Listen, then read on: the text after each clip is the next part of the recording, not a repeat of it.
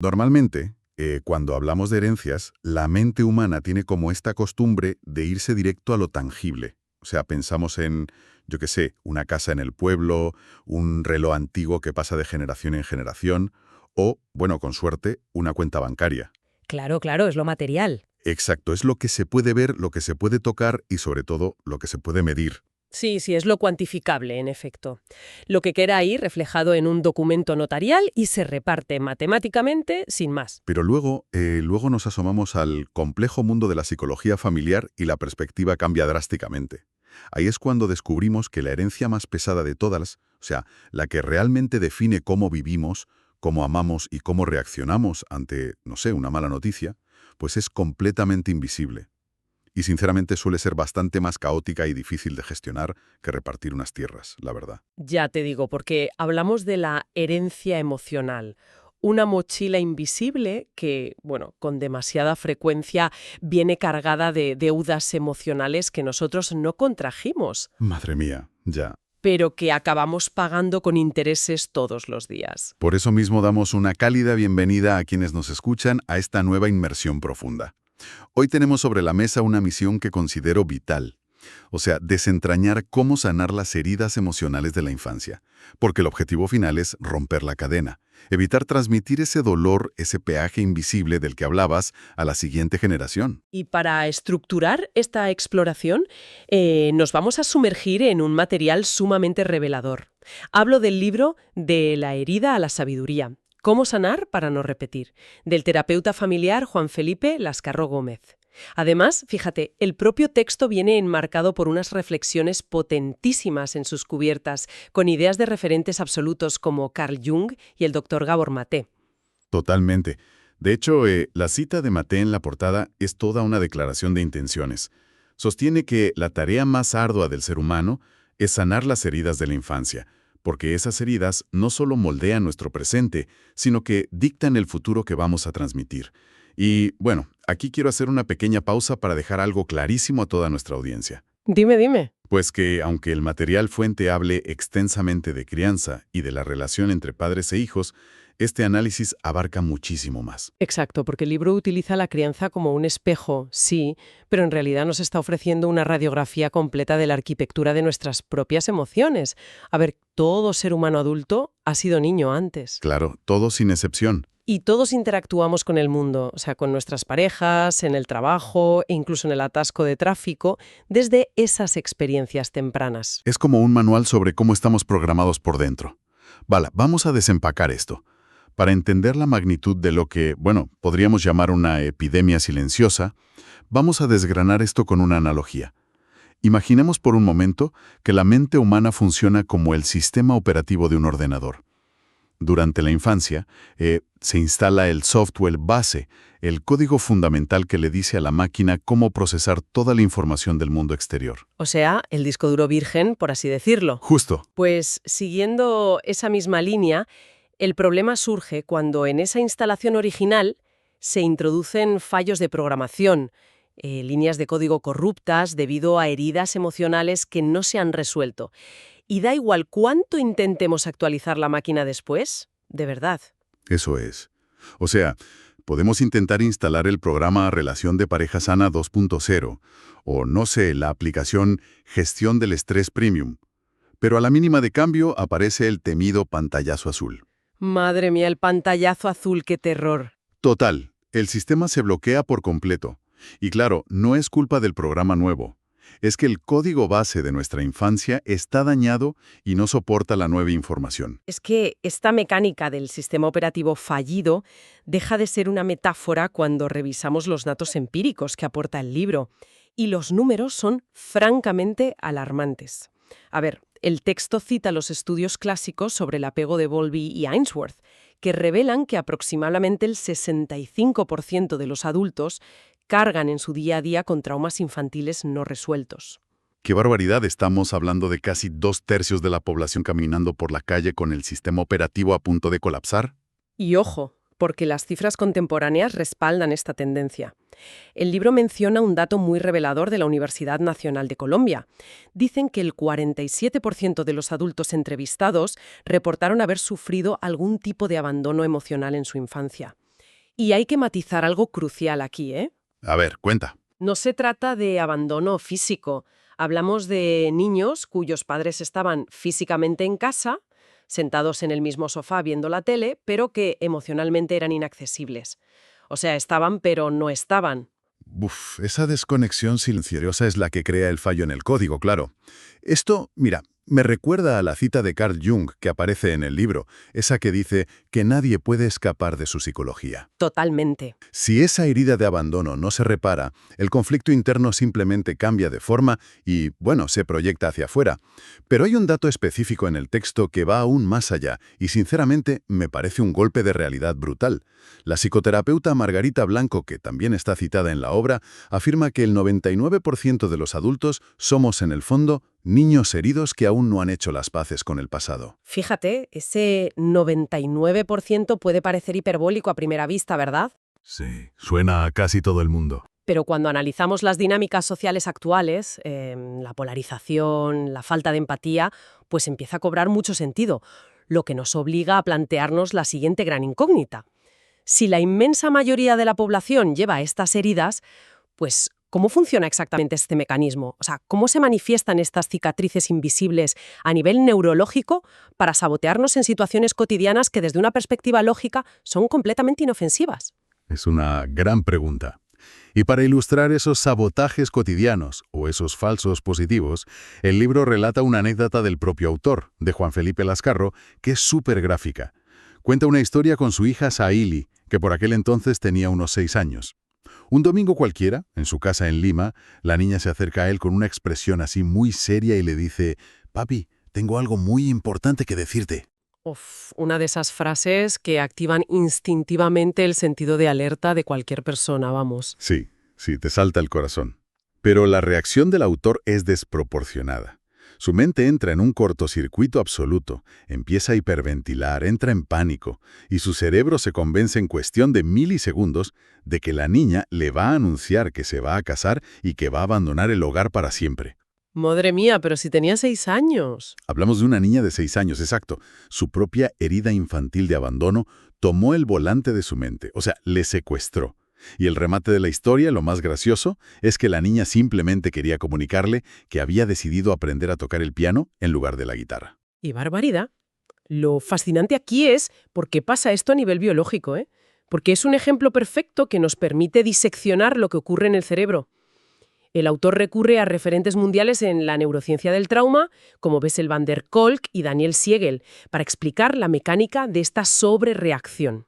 Claro, porque no es solo psicológico, es físico, ¿no? Exactamente.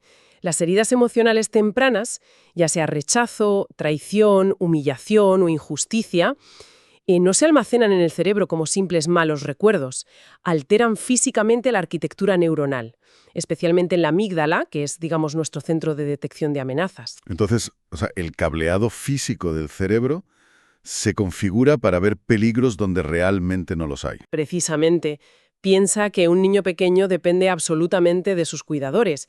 Para su sistema nervioso, una ruptura emocional o un rechazo no es un mal trago sin más, es una amenaza literal de muerte por inanición o desprotección. Claro, el niño piensa que si lo abandonan, no sobrevive. Exacto.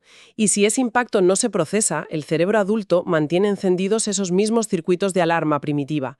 Cuando la hija del autor le dijo «tengo algo importante que decirte», su córtex prefrontal, la parte lógica del cerebro que sabe que tiene 6 años, se apagó directamente. ¿Se fue de vacaciones? Tal cual. Su amígdala secuestró el sistema y reaccionó como si enfrentara a una amenaza inminente de abandono total para garantizar su supervivencia. Me gusta imaginarlo como si saltara la alarma de incendios de todo un edificio simplemente porque alguien ha encendido una vela en el salón. El ruido es ensordecedor, los aspersores se encienden, cunde el pánico y claro, en realidad no hay ningún fuego. La metáfora de la alarma de incendios ilustra a la perfección esa desconexión entre el estímulo real y la respuesta fisiológica, totalmente. Sin embargo, el texto no se queda en este diagnóstico pesimista porque pone un énfasis gigantesco en la esperanza clínica. Aquí entra en juego la neuroplasticidad. Ah, vale, la capacidad de cambiar. Sí, porque el cerebro humano conserva su maleabilidad durante toda la vida. Y esto significa que esos circuitos de alarma hipersensibles pueden reescribirse mediante nuevas experiencias conscientes. Aquí es donde se pone realmente interesante. Porque la teoría de la neuroplasticidad explicada en un laboratorio, con escáneres cerebrales y batas blancas, suena estupenda. Pero el reto de verdad es cómo se reescribe ese cableado neuronal en el mundo real. O sea, ¿cómo logramos no reaccionar de forma desproporcionada cuando estamos exhaustos, en medio del caos de nuestro día a día? Para responder a esto, el libro nos traslada a una escena en el bullicioso mercado de la Alameda, en la ciudad de Cali. Buf, un entorno que por su propia naturaleza ruidosa y caótica ya eleva los niveles base de cortisol de cualquier persona, seguro. Un escenario de alto estrés de manual. Tenemos a una madre, Luz Helena, caminando por el mercado con su hijo pequeño, Camilo. El niño, pues jugando y correteando como cualquier chaval, tropieza por accidente y derriba el puesto de naranjas de un vendedor. ¡Ay, madre! Claro, el comerciante estalla en cólera y empieza a increpar al niño a gritos en medio del pasillo. Y en este punto, me gustaría hacer un poco de abogado del diablo, ¿eh? A ver. Si analizamos la situación con crudeza, con todo el mercado observando la escena, la vergüenza, el instinto visceral de cualquier adulto con heridas no resueltas, es salvar el orgullo. La herida de la humillación de la madre exige que le grite al niño, que lo avergüence públicamente para, no sé, apaciguar al vendedor y demostrar a los curiosos que ella tiene la situación bajo control, que es una madre estricta. Claro, es el mecanismo de supervivencia más antiguo que existe, redirigir la agresión hacia el eslabón más débil de la cadena. En este caso, transmitir la humillación hacia abajo para proteger el propio ego adulto. Pues Luz Helena logra hacer algo verdaderamente extraordinario. Provoca un cortocircuito en ese patrón automático. En lugar de ceder al impulso biológico de gritar y montar un pollo, respira, rompe la tensión física agachándose para ponerse a la altura del niño y con una voz suave pero muy firme le dice: «Levantemos juntas las naranjas». Puf, se me pone la piel de gallina. Porque lo que Luz Helena ejecuta en ese lapso de apenas 3 segundos tiene unas implicaciones monumentales. Desde la perspectiva de la psicología familiar, está desactivando un patrón transgeneracional de humillación en tiempo real. En pleno mercado, sí. Sí, su propia memoria celular probablemente le pedía reaccionar con gritos, o sea, reproduciendo la forma en que fue tratada en su propia infancia. Pero al agacharse, que es un acto físico que reduce la postura de dominación, y al elegir la compasión, le enseña al niño que un error requiere reparación y no un castigo cargado de vergüenza.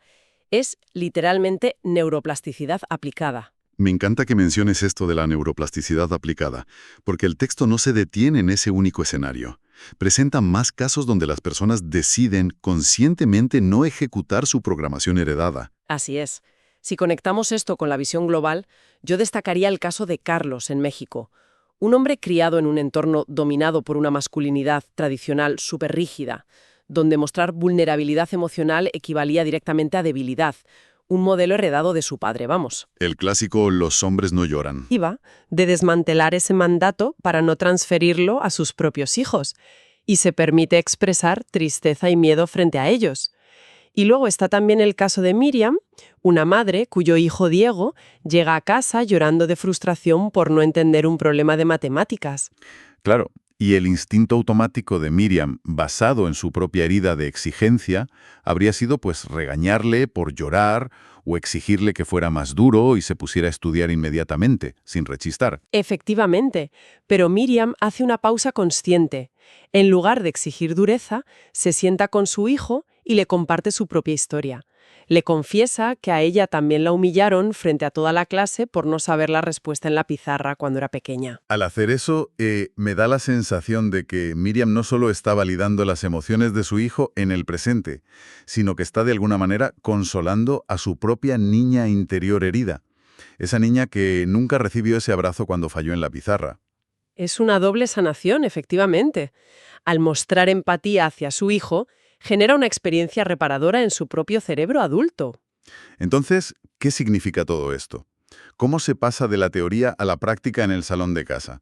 Porque reacciones de tanta madurez emocional como la de Luz Helena en el mercado recogiendo naranjas, o la de Miriam, pues no surgen por arte de magia de un día para otro. Requieren pasar por el taller de reparación, volviendo a nuestra analogía informática. El libro dedica una sección vital a proporcionar herramientas tangibles para lograr esto. Y mira, hay dos ejercicios que me llamaron poderosamente la atención. El primero es el llamado árbol de la sanación familiar. Es un recurso clínico fascinante camuflado de actividad lúdica, la verdad. Consiste básicamente en reunir a la familia y dibujar juntos un árbol grande. Pero claro, cada elemento tiene un significado profundo. Por ejemplo, las raíces representan aquellas heridas emocionales o miedos que están, ocultos bajo tierra. El tronco simboliza la resiliencia y los valores que mantienen a la familia en pie, y los frutos y las hojas son los momentos de alegría y conexión. Ahora bien, quiero plantear una duda razonable. A simple vista, dibujar un árbol suena a manualidad de colegio. ¿Por qué un ejercicio aparentemente tan sencillo tiene un impacto terapéutico real? Pues mira, la eficacia de esta herramienta reside en un concepto psicológico fundamental, que es la externalización. El cerebro humano tiene mecanismos de defensa formidables para evitar mirar directamente el dolor interno abstracto. Claro, miramos a otro lado para no sufrir. Exacto. Entonces, al obligar a la mente a trasladar esos miedos difusos a un papel, a darles un nombre y una forma física, como las raíces del árbol, se logra esquivar esa barrera defensiva del córtex prefrontal. El dolor deja de ser, digamos, una amenaza interna inmanejable y se convierte en un objeto externo que puede ser observado, discutido y reorganizado narrativamente por la familia en un entorno completamente seguro. Entiendo, lo pones sobre la mesa literalmente, para poder mirarlo de frente. Y la otra herramienta que complementa a esta es el jardín interior del niño sanador, que entiendo que funciona más como un ejercicio de visualización introspectiva para el adulto, ¿no? Sí, totalmente. La neurociencia ha demostrado reiteradamente que las visualizaciones detalladas activan vías neuronales muy similares a las de las experiencias reales. Crear mentalmente un espacio interno seguro, un jardín donde las emociones no se juzgan, ayuda un montón a reducir los niveles crónicos de cortisol. Al final, el objetivo de todas estas herramientas es transformar el hogar en un espacio donde cualquier emoción, por muy desagradable o dolorosa que sea, pierde su poder destructivo al ser escuchada con empatía. Y tiene mucho sentido, la verdad, porque todo este trabajo previo, exteriorizar el dolor en el árbol, visualizar un espacio seguro, parece estar preparando el terreno psicológico para el paso definitivo de la obra. El clímax del libro, y, me atrevería a decir, el desafío humano por excelencia, que es el perdón activo. Y para ilustrar esto, el autor comparte una vivencia brutalmente vulnerable. Es, sin duda, el fragmento con mayor carga emocional de todo el texto y donde la teoría psicológica se vuelve profundamente visceral. Totalmente. Nos sitúa en la cocina de una casa en Bogotá. El autor está de pie lavando los platos junto a su padre, el coronel Aurelio José Lascarro. Y para entender el peso de la escena, hay que ponerla en su justo contexto, porque llevaban a sus espaldas 2 décadas de un silencio emocional sepulcral. 20 años, madre mía, se dice pronto. Había una distancia abismal entre ellos. El autor describe el terror paralizante que sentía al pensar en el posible rechazo de su padre en ese momento. Pero a pesar del miedo, decide romper el silencio. Se sincera con su padre. Le confiesa que durante años lo había culpado de sus fracasos personales e incluso, fíjate, llega a admitir en voz alta que había albergado un profundo odio hacia él. Tela, ¿eh? Porque expresar eso requiere un nivel de coraje psicológico inmenso, y más aún cuando el interlocutor es una figura de autoridad tan imponente. Estamos hablando de un militar de rango acostumbrado a la disciplina y, desde luego, no a la vulnerabilidad emocional. Pero es que el autor no hace esta confesión para atacar o para echarle cosas en cara, sino para limpiar la herida de una vez por todas. Le dice a su padre algo así como, te perdono, y quiero empezar de nuevo para poder darle a mis hijos un legado basado en el amor, no en el resentimiento. Y ante esta exposición total, el padre no adopta una postura defensiva, no se enfada, no le grita, al contrario, se quiebra, lo abraza con una fuerza inesperada, ambos rompen a llorar en esa cocina entre los platos sucios, y el coronel le pide perdón por no haber sido consciente de cuánto dolor había causado. ¡Qué barbaridad! Esto plantea una pregunta importante sobre qué significa realmente perdonar desde un punto de vista psicológico. Porque la sociedad suele tener una concepción muy distorsionada del perdón. A menudo se confunde con, con la amnesia o con la absolución pura y dura. Como si no hubiera pasado nada, ¿verdad? Exacto. Pero el texto es muy claro en esto. Perdonar no implica olvidar lo sucedido, ni mucho menos justificar las negligencias o el daño que hemos recibido. Perdonar es en su esencia más biológica y emocional detener la respuesta de estrés crónico. Es desactivar el veneno que mantiene a la persona anclada a ese evento traumático del pasado. Es como cortar definitivamente el cordón umbilical tóxico que nos mantiene alimentando esa herida día tras día, ¿no? Nos liberamos a nosotros mismos del peso muerto. Exactamente. Al final es una decisión de autoconservación.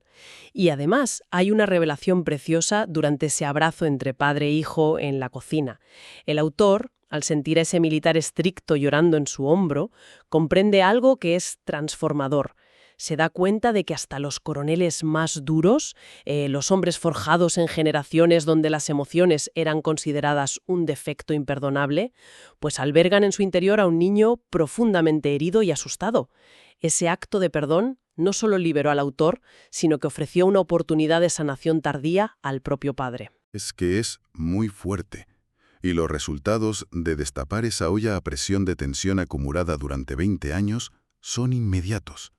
El libro describe lo que ocurrió justo al día siguiente, lo que el autor bautiza como un día mágico.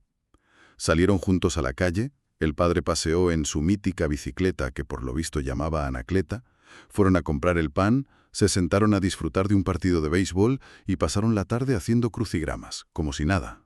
Es que al liberar la enorme cantidad de energía cognitiva y emocional que requería sostener ese rencor durante 20 largos años, ambos recuperaron la capacidad de experimentar el gozo en las cosas más simples. El autor pudo por fin vivir de adulto ese domingo perfecto de infancia que siempre le había sido negado. Y la verdad, considero que esa imagen, la de la bicicleta y el crucigrama, encapsula a la perfección el núcleo de todo este análisis. El verdadero legado que las personas dejamos a nuestro paso por el mundo no son estatuas de bronce, ni apellidos ilustres, ni la herencia material de la que hablábamos al principio del todo. Nuestro legado más puro es nuestra capacidad de transformar el dolor.